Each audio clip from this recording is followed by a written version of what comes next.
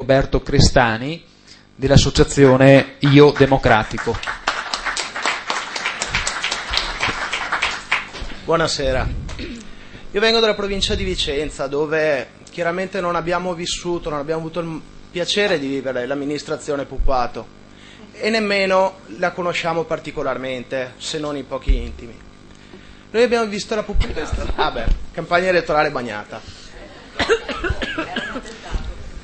Ecco, dicevo, Laura è arrivata a Vicenza la prima volta attraverso la festa del PD di Schio, dove è arrivata come uno di quei nomi nel grande listone delle europee.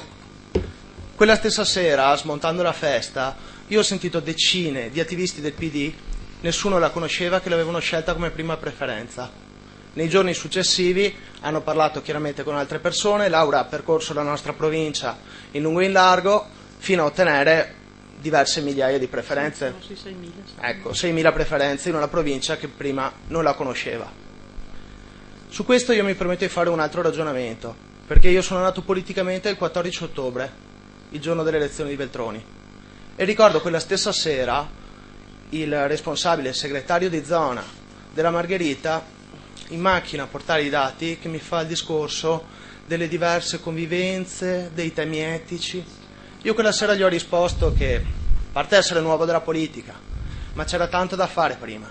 Noi avremmo dovuto essere quel partito che faceva vivere meglio le persone sul posto per poter avere la fiducia per governare gli ambiti più alti.